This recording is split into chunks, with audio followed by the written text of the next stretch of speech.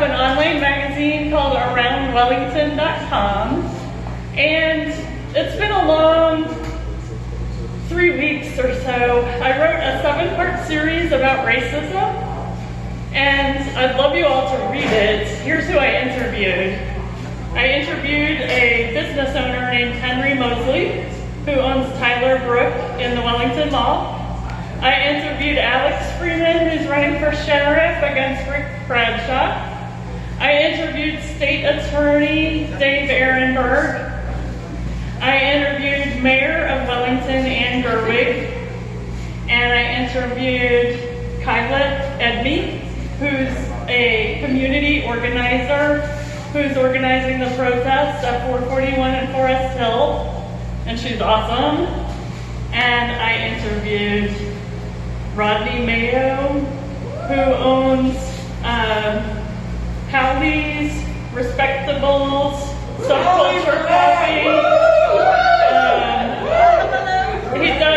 He does hospitality helping hand, what is it called? Hospitality Helping Hands. Hospitality Helping Hands is a food bank distribution that Thank you. organized through a nonprofit. Thank you, Rolando. He does hospitality helping hands and distributes food to the people he had to lay off due to COVID-19. And to everybody else. And to everybody else who comes for food. And I interviewed somebody who's going to be a rising star. You don't know her, but her name is Zainab Assad. And she is a powerhouse. She's a Muslim American. She's an activist. She wears a hijab. She has a lot of prejudice against her. But you've got to check out this series. But what I want to say is that we need to get good news into the news. And that's what I'm about, is good news. I don't have time for the bad news.